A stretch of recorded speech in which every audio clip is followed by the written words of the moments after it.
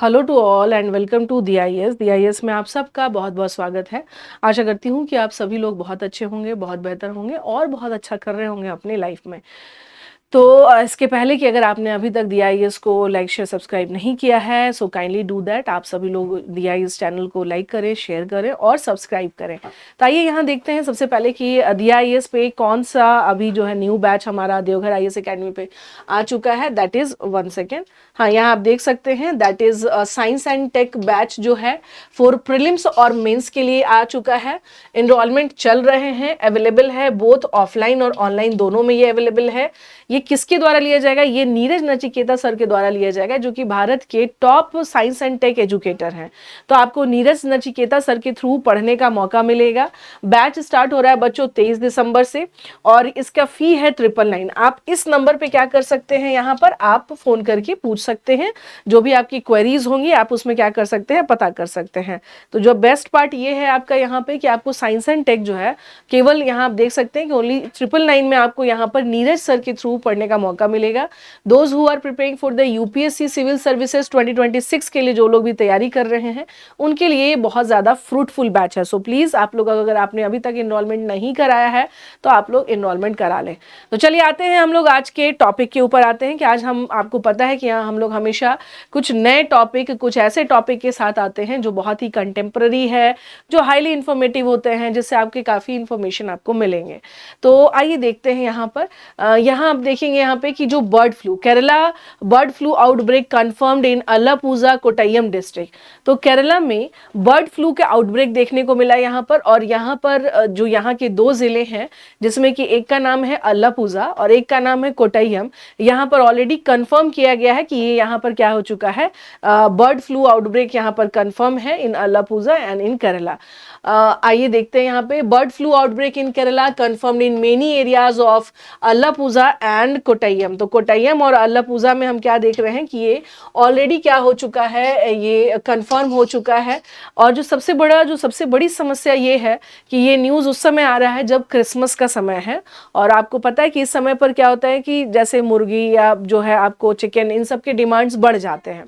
और ऐसे समय में ये जो भी पोल्ट्री फार्म से जुड़े हुए जो लोग हैं उनके लिए ये बहुत ही क्या है, ये टफ टाइम हो गया यहाँ पर और एक डिफिकल्ट समय हम लोग देख सकते हैं यहाँ पे। हाँ, तो चूंकि अलापुजा और कोट्टयम में इसकी पुष्टि हो चुकी है और इसमें हम क्या देख रहे हैं यहाँ पर, तो इस वायरस को रोकने के लिए इमरजेंसी उपाय भी क्या है, शुरू किए जा चुके हैं। तो आइए देखते हैं इस न्यूज़ को हम लोग थोड़ा। सबसे पहले कि अकॉर्डिंग टू ऑफिशियल्स, 1 सेकेंड। हाँ, यहाँ देखेंगे according to officials, according to officials within the Department of Animal Husbandry, the presence of the virus was confirmed in tests conducted at the National Institute of High Security Animal Disease, जिसको निषाद बोलते हैं, भोपाल में। तो पशुपालन विभाग के अधिकारियों के अनुसार भोपाल में national institute of high security animal disease, जिसको निषाद बोलते हैं, में किए गए टेस्ट में वायरस की मौजूदगी की पुष्टि हो गई है। तो जो सैंपल्स दिए गए थे निषाद में, जो कि भोपाल में है, तो वहां पर ये टेस्ट क्या हुए हैं, पॉजिटिव पाए गए हैं। और इसके बाद ही अब इसको लेकर के जो कहते हैं कि एक्शन प्लान बनाना कि भाई कैसे, हाउ टू प्रिवेंट, हम इसको कैसे रोकें। In Allappuzha district, cases have been reported from the panchayats of the Nedumudi, Cheruthana, Karuvatta, उसके अलावा क्या है, कार्थीपल्ली, अम्बलापुजा, साउथ पुना जो है, साउथ पुन्नापारा साउथ और थाका जो है यहाँ पर थाकाजी एंड पुरक्कड़। तो chickens were found to be infected in Nedumudi while ducks were affected in the remaining areas. तो अल्लापुजा जिले में के नेदुमुडी में देखेंगे चेरुथाना, करुवट्टा, उसके अलावा क्या है कतिकपल्ली, जो है अबालापुजा, साउथ पुन्नापारा साउथ, थकाजी और पुरक्कड़ जो है यहाँ पर इसके सामने आए हैं, जिसमें कि इसमें यहाँ मुर्गियां इन्फेक्टेड पाई गई हैं, जबकि कई इलाकों में बत्तख जो है वो भी क्या है, इससे जो है संक्रमित पाए गए हैं। तो सवाल ये उठता है यहाँ पर, इस बात को थोड़ा सा ध्यान रखना होगा कि सवाल ये उठता है कि ये जो बर्ड फ्लू जो इन्फेक्शन मिले हैं, बर्ड फ्लू जिसको हम लोग एवियन इन्फ्लुएंजा भी बोलते हैं, यहाँ आइए इसके बारे में थोड़ा हम लोग इन ब्रीफ यहाँ पर क्या करेंगे, यहाँ पर बात करेंगे कि व्हाट इज दिस, ये है क्या, है ना, जो bird flu, this is called avian influenza.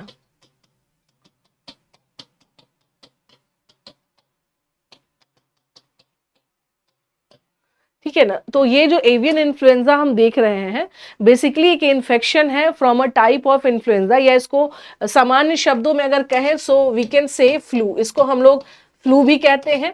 और फ्लू के कंटेक्स्ट में हम क्या देख रहे हैं कि एक वायरस है that usually spreads in birds and another animals. तो ये आप देखेंगे कि ये क्या है बेसिकली, और देखिए वायरस जनित कोई भी प्रॉब्लम, कोई भी बीमारी फैलती है ना, वो बहुत ही भयावह होता है। तो ये किस में आता है मेनली, तो ये आता है आपको बर्ड्स में और एनिमल्स में।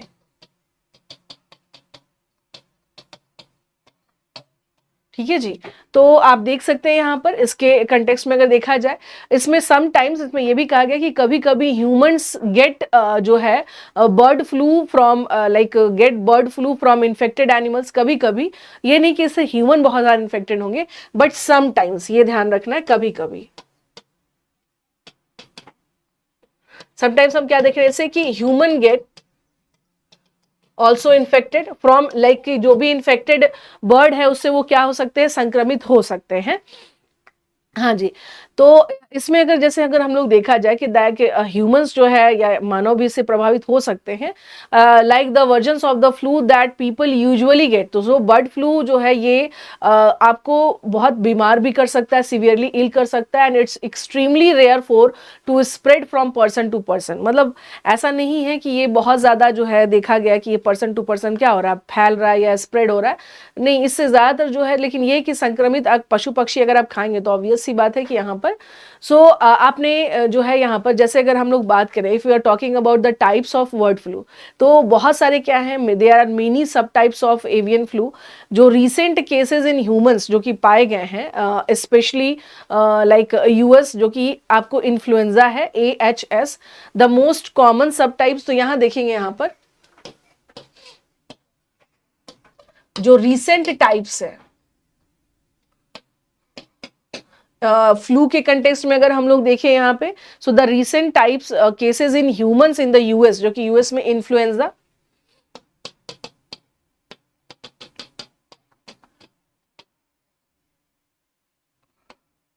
हाँ ये क्या है आपको इन्फ्लुएंजा जो है आपको H5। और इसके अलावा यहाँ पर अगर हम लोग देख सकते हैं यहाँ पे जो मोस्ट कॉमन सब टाइप है have spread to humans in the past have been influenza, जो कि AH5N1 है।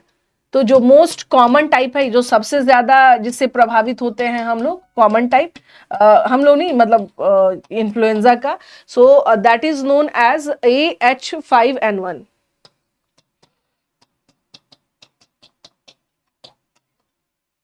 ओके तो आप देख सकते हैं यहाँ पर कि ये जो है यहाँ पर, और इन्फ्लुएंजा जो कि AH7N9 है,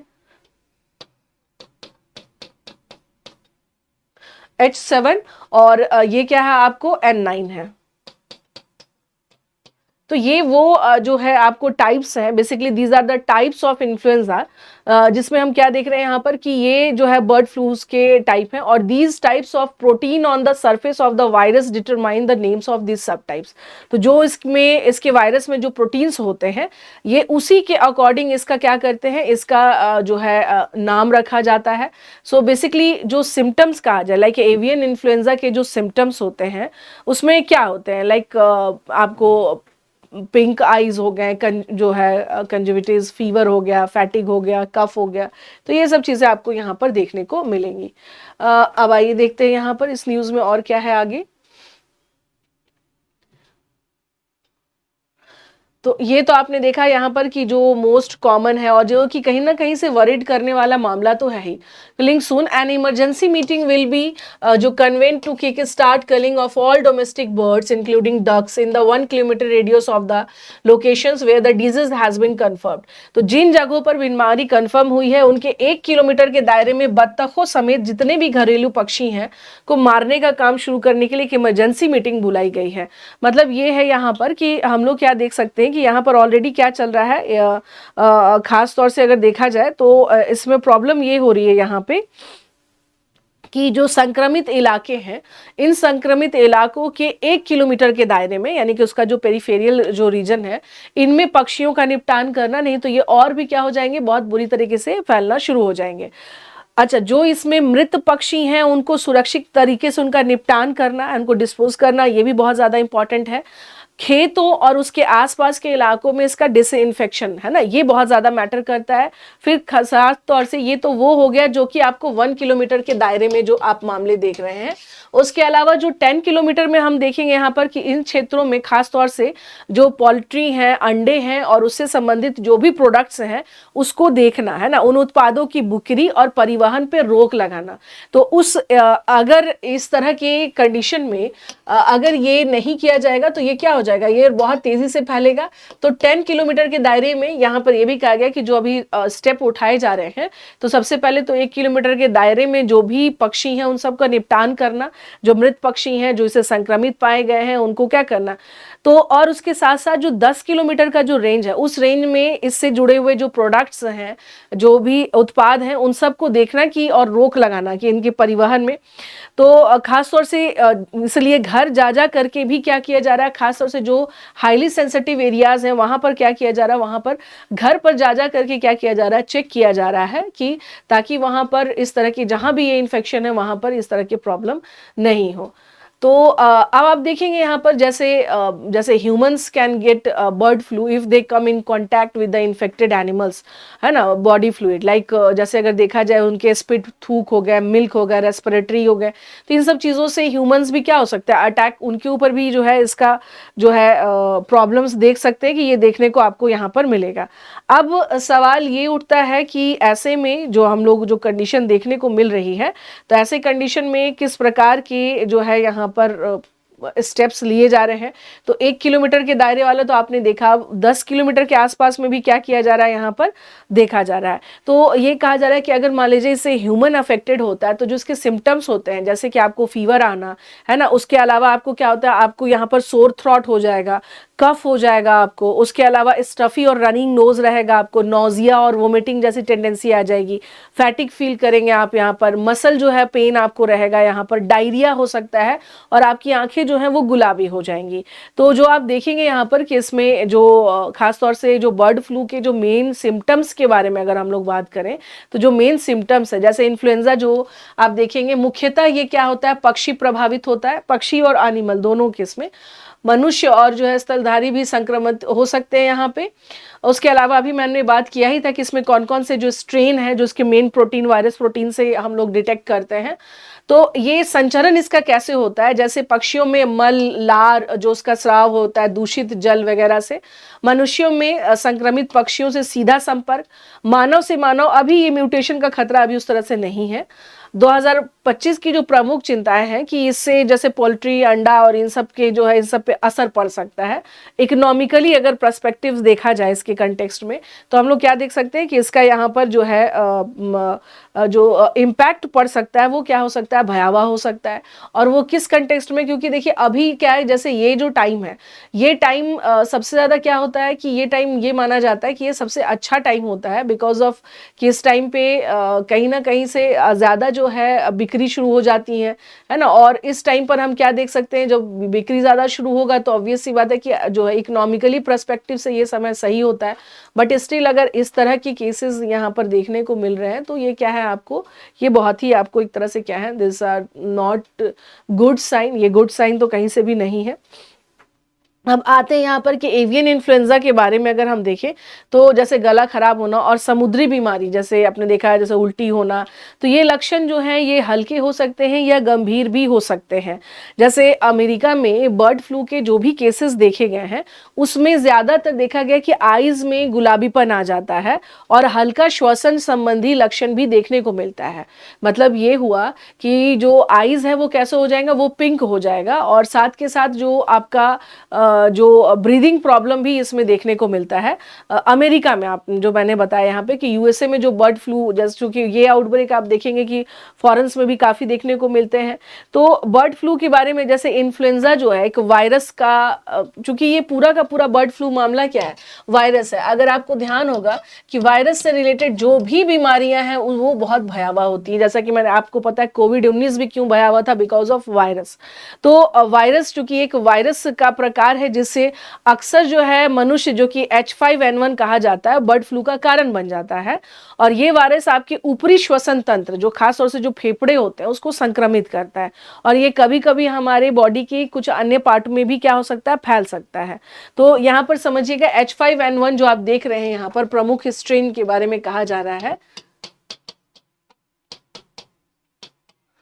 H5N1 के बारे में अगर हम लोग बात करें यहाँ पे, so what we can see कि यही क्या बनता है, these are the main cause of bird flu.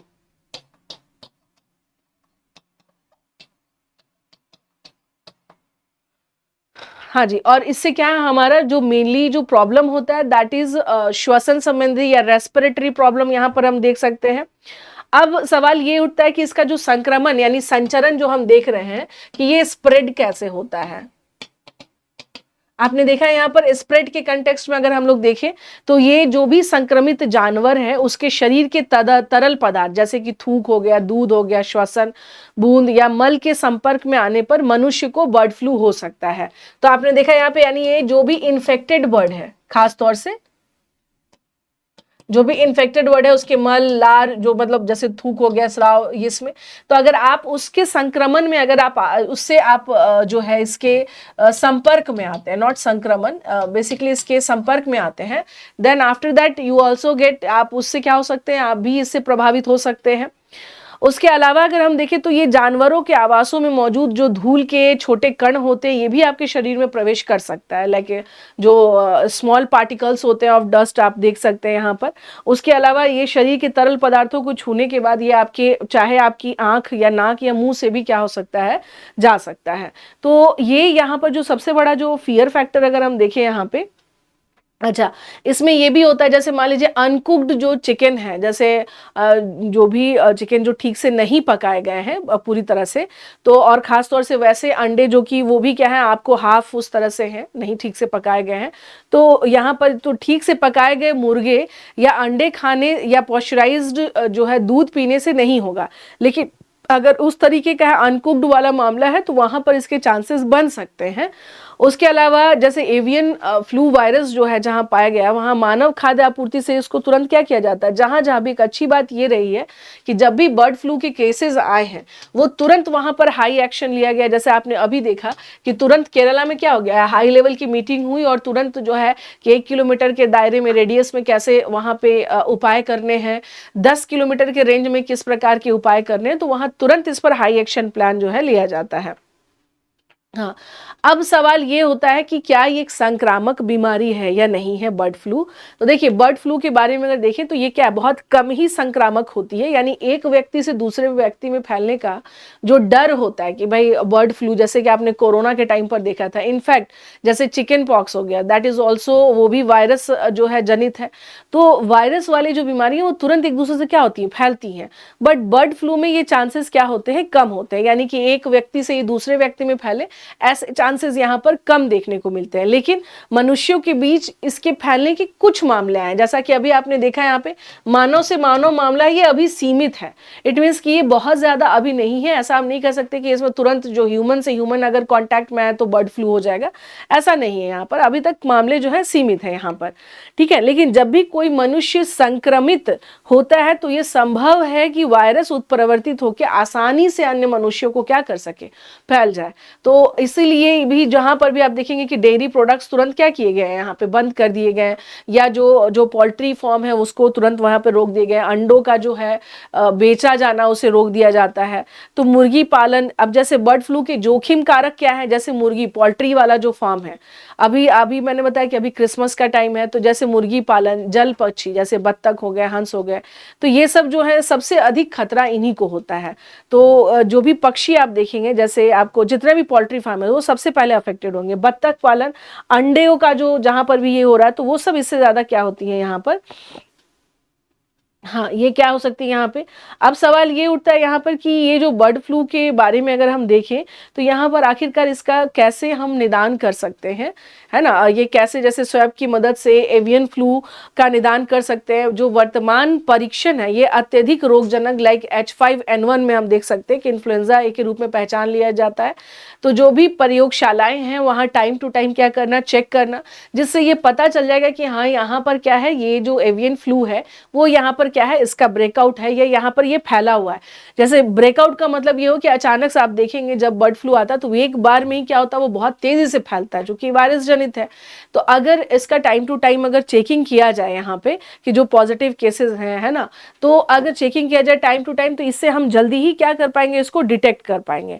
तो अगर बर्ड फ्लू की पहचान जल्दी हो जाएगी तो इसका इलाज जो है एंटीवायरल दवाओं से किया जा सकता है, और साथ के साथ खासतौर से जो वहाँ पर जो संक्रमण फैल रहा है वो तुरंत क्या होगा, कंट्रोल में आ जाएगा।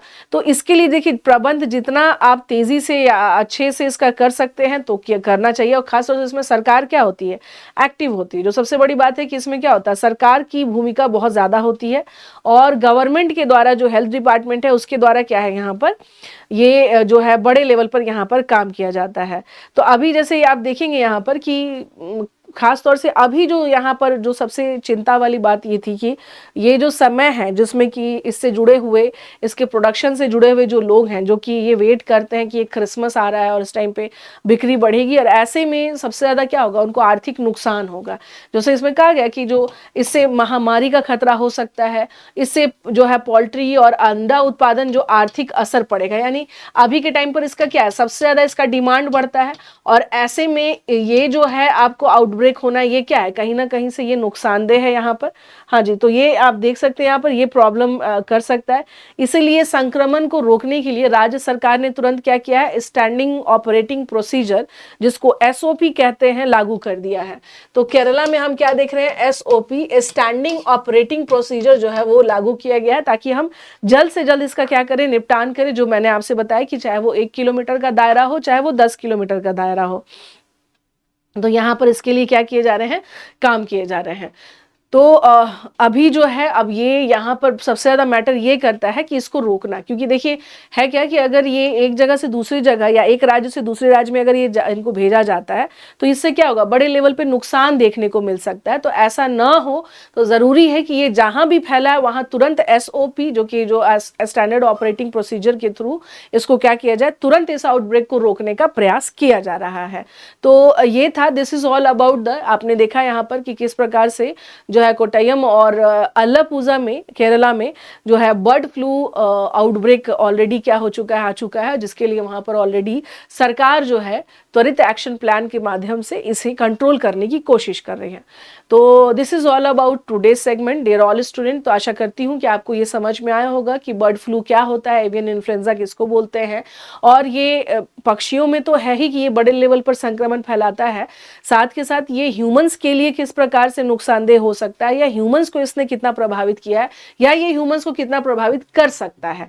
तो ये सारी बातें हमने आज के सेशन में डिस्कस की। आई होप कि that you like this session. अगर आपको अच्छा लगा हो तो प्लीज लाइक शेयर सब्सक्राइब दिया IAS के चैनल को लाइक करें, शेयर करें और सब्सक्राइब करें। और हाँ, नीरज नचिकेता सर की क्लास जो कि शुरू हो चुकी है 23 तारीख से, अभी तक अगर इनरोलमेंट नहीं कराया है तो आप लोग प्लीज क्या करिए, यहाँ पर इनरोलमेंट कराइए। सो धन्यवाद, thank you so much to all of you.